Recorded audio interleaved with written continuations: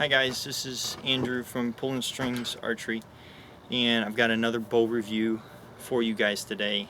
I decided to take advantage of some beautiful weather we have here in Missouri. It's early January, or late January now, gosh, time flies. But I really excited to bring you this bow review, to be honest with you. I have put up a bow review of the Elite Hunter that I had, and you guys know how much I loved that bow, but I had one qualm with that bow, one quarrel, if you will, and that was that it was hard for me, anyway, to be consistent and accurate with that bow. I don't know if it was just the grip, I don't know if it was the axle to axle length, it wasn't forgiving enough, I don't know if it was the speed, it was just a little too slow.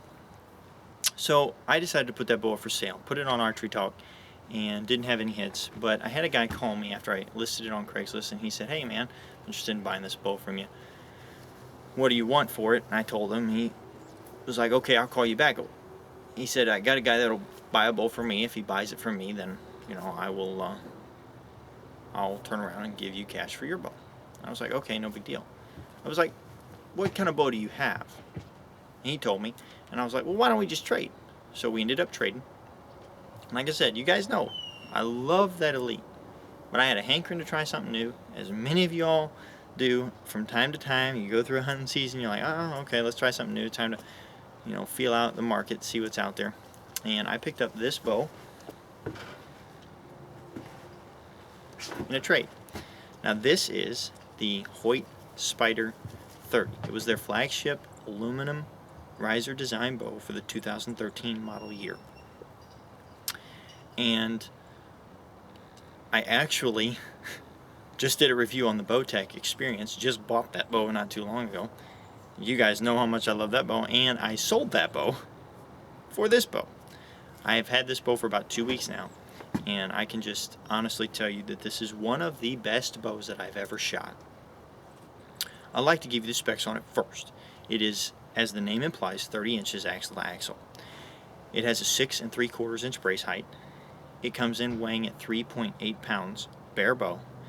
It IBOs at 330 feet per second with a 30-inch draw length, 70-pound draw weight, and a 350 grain IBO arrow.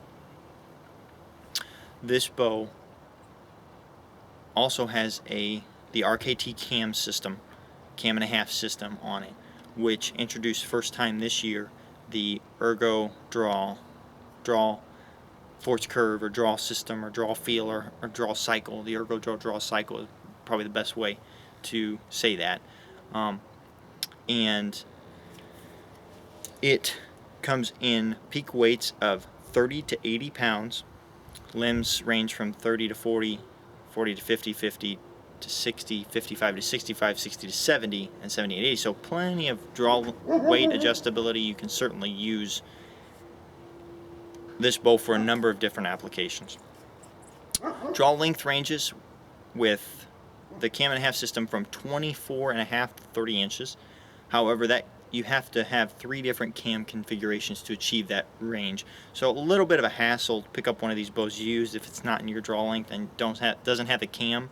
I have the number 3 cam on it, and for instance, the number 3 cam will only go down to 28 inches, so it's 28 to 30 inches. Not a big deal for me because I picked it up in my draw length again, but it is kind of a hassle if you indeed do find this bow used and you have to change the cam system, because from what I understand you have to change the string and all that stuff. But that is Hoyt's way of trying to maximize the efficiency of the cam system that they have. And let me just tell you straight up that this bow rocked my world. It is dead nuts. Couple of the technologies they have on this bow, like I already told you about the RKT cam and a half system and the Ergo draw cycle. What that means is that this bow at different points in the draw cycle will represent a draw force curve that gives you the easiest ability to pull the maximum amount of poundage. What I mean by that is, as the bow is drawn different positions in the draw cycle, this bow's draw cycle is designed in such a manner that you're engaging the largest muscle groups you can while you're drawing peak weight, and so it doesn't feel like a traditional 65 pounds because of the way they've engineered their draw cycle. You have your standard rubber string stop here. New for this year as well was the air shocks limb dampening system. Instead of the limbs bearing the weight, now Hoyt 5-layer laminate limbs, Pro Arc limbs, awesome limb design, very durable, 1500 dry fires. You guys all know that about Hoyt, and their durability is legendary in the industry. But to add to that, instead of now the limbs bearing the load and the extra weight of the limb shock dampening system like they did on the Maxxis 31, which I had a review for that as well, now as the limbs flex, the air shock remains stationary, and you can kind of see I'll kind of wiggle it there for you. And when the bow is shot and the limbs deflex, what happens is they deflex into that rubber and that air shock, and they actually work pretty good to dampen the shock. For this bow compared to the Maxxis, it has less hand shock on it than my Maxxis did. But it is a light bow. We'll get to hand shock, vibration, all that when we shoot it. But you guys, I have always been a fan of Hoyt. I've heard people just rave and rave and rave about Hoyt, and Hoyt maintains their values. And for me, being a used bow guy and picking up bows at a value price, Hoyt has always been a little bit out of reach for me as far as price range. So when I had an opportunity to pick up this bow in a trade, I was like, heck yeah, because I kicked myself, and you hear me, I kicked myself when I got rid of that Maxxis 31, because that was a sweet shooting bow. Then a point where I needed the cash and had to get rid of it. That's another story for another day. But when I had a chance to pick up this bow, I was like, yeah, hands down, let's do it. And so let me go ahead and draw this bow for you. I actually have it set up at 29 inches, 64 pounds, 65 pounds, somewhere in there. And I have a 421 grain arrow. I've been shooting pretty much the same arrow in most of my reviews, but 421 grain arrow, just my hunting arrow.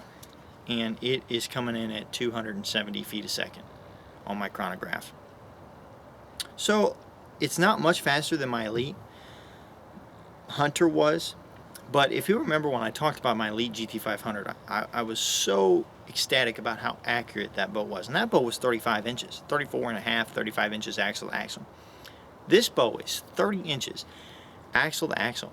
And I can honestly sit here and tell you that I have never been more accurate with any bow than I have with this bow. Now I know we rave about feel, and we rave about draw cycle, and we rave about vibration and hand shock, and how much of a dream it is to shoot. And in fact, the Bowtech experience, oh man, hands down, as far as shootability, probably better than this bow. As far as comfort, this bow beat out that Bowtech experience hands down for comfort, as well as the fact that I am stacking arrows at 40. I've had this bow for a week and a half, and I haven't really shot it that much, and I'm stacking arrows at 40 yards with it. I have never been more impressed with a bow that is this in tune with itself and this kind of design to be able to stack arrows at 40 yards right after I mean, accuracy is king in the archery world. Accuracy is king. I don't care what anybody says about feel. If you can't shoot a bow accurate, it doesn't matter how it feels. If you can't hit your target, that feel is going to go down the drain real quick. And this bow is super accurate for 30 inches. I'm going to go ahead and just draw this bow for you. Hopefully I get all the bow in the camera. What I've noticed is that I've got a bad habit of not getting all the bow in the camera. Hopefully we can do that this time. But again, 29 inches, 64 pounds, and I'll just go ahead and draw real quick for you. I mean, that is as comfortable as it gets. I mean, just smooth, easy. I could hold this bow all day long. Let me go ahead and just creep a little bit for you.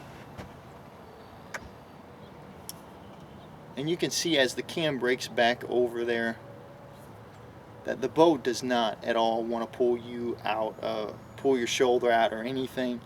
Very, very good amount of creep. I mean, you can see even when it wants to take off on me, it's not unmanageable. And I usually shoot 60 pounds, and 64 is just nice. Let me go ahead and shoot this bow for you.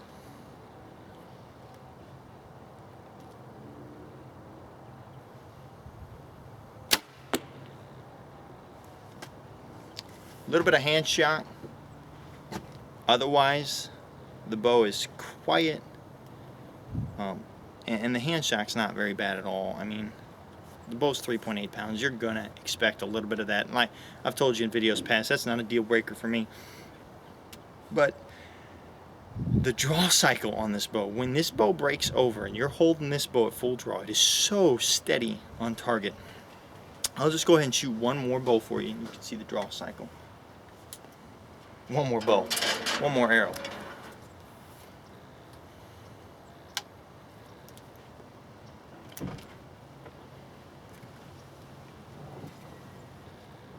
I mean, just so comfortable.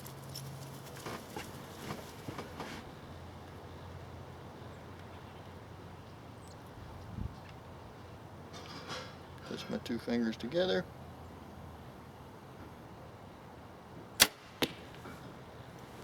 And when you shoot open grip, you can't even feel the vibration on this bow.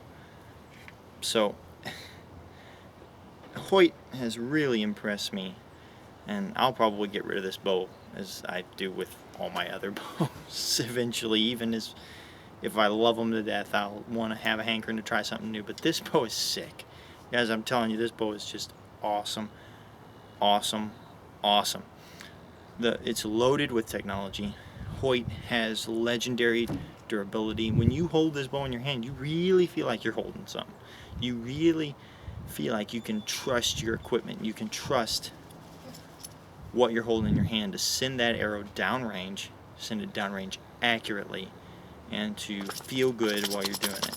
So if you guys get a chance to check out a Hoyt Spyder, if you get a chance to buy a Hoyt Spyder, they have so many different things you can do for the dampeners with color options. You can really deck these bows out and make them look really sweet. But above and beyond that, accuracy is king.